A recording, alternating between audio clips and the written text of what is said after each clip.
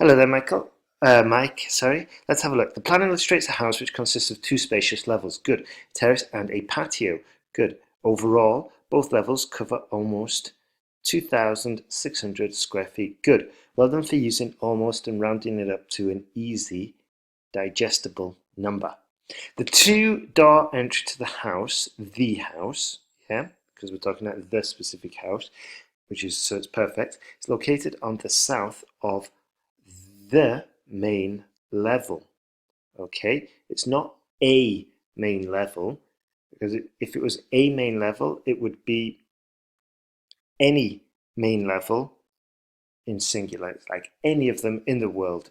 Okay, for example, last year I studied a course at Manchester University. No, last year I studied the course, because I would be saying the course because I would want to refer to a specific one. And in this case, that's where you've got to say the main level, because you're referring to a specific level that we've already mentioned previously, the main level.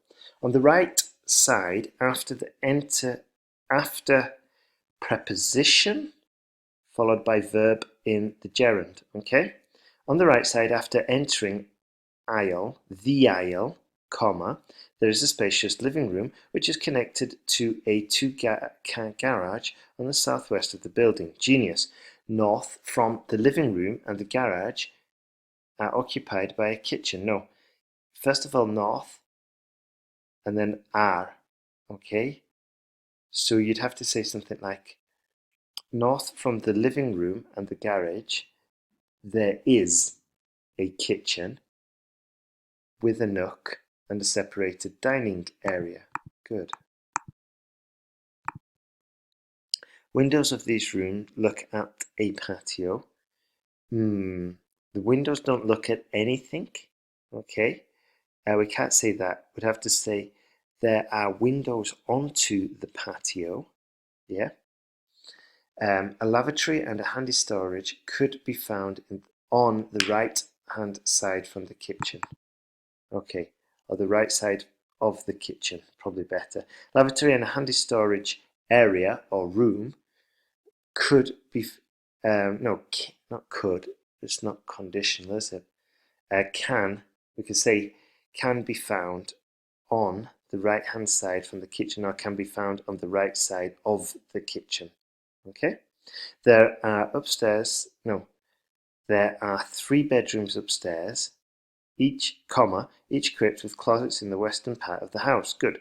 While a common bathroom on the right from the stairs is dedicated for the second and third bedrooms. Let's see.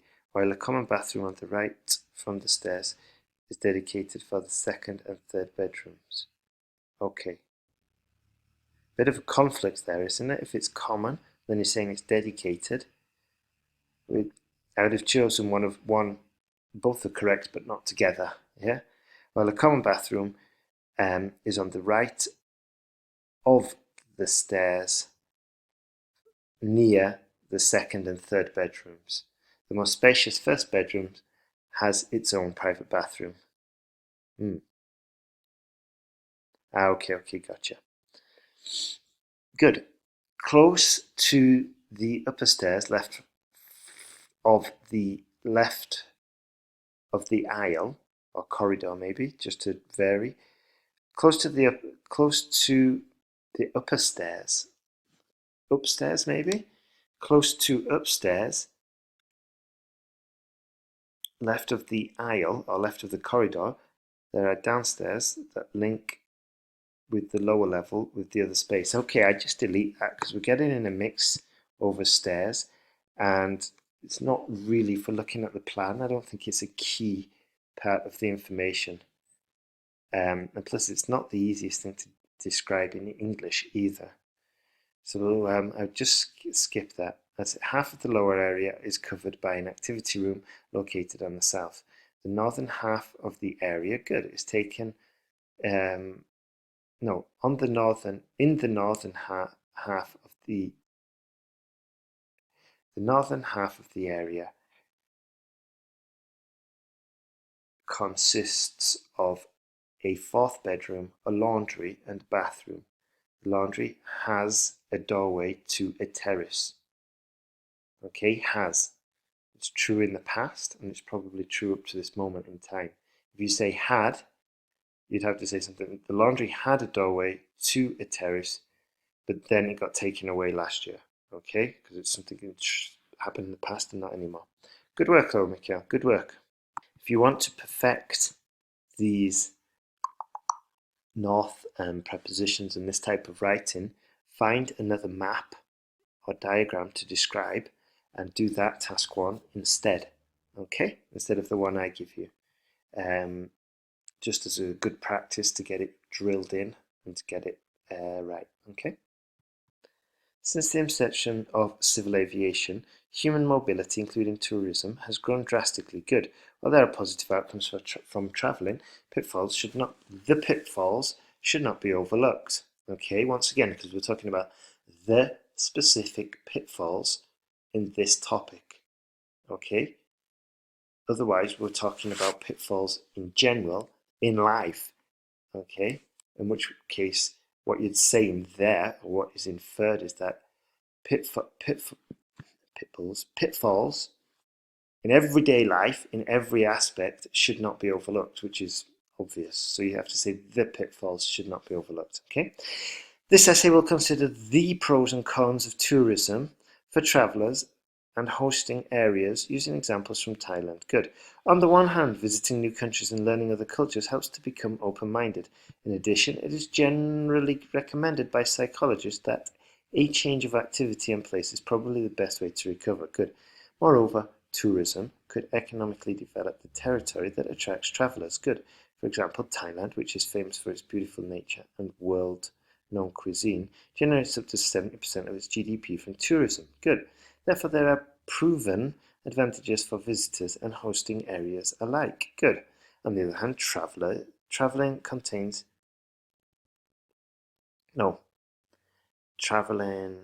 is not the best verb.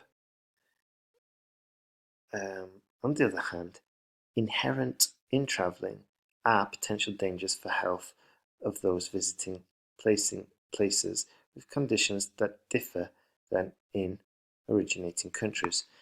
How can we rephrase this so it's crystal clear? It's good. Let's see. On the other hand, traveling often means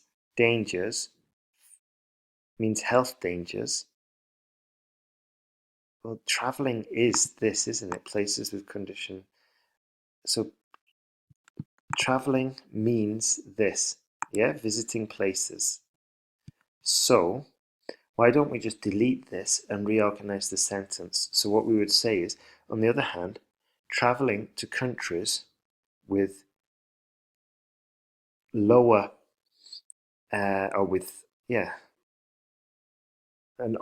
with conditions that differ far, that far differ from the originating countries, is this potential dangers. Okay, so how would we reorganize this sentence from what we've got so far?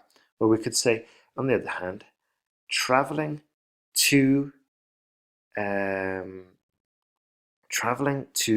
countries with different health standards often ensures potential dangers. Okay. Yeah, can you see what I mean? Visiting places in originating countries, that's basically just traveling, isn't it?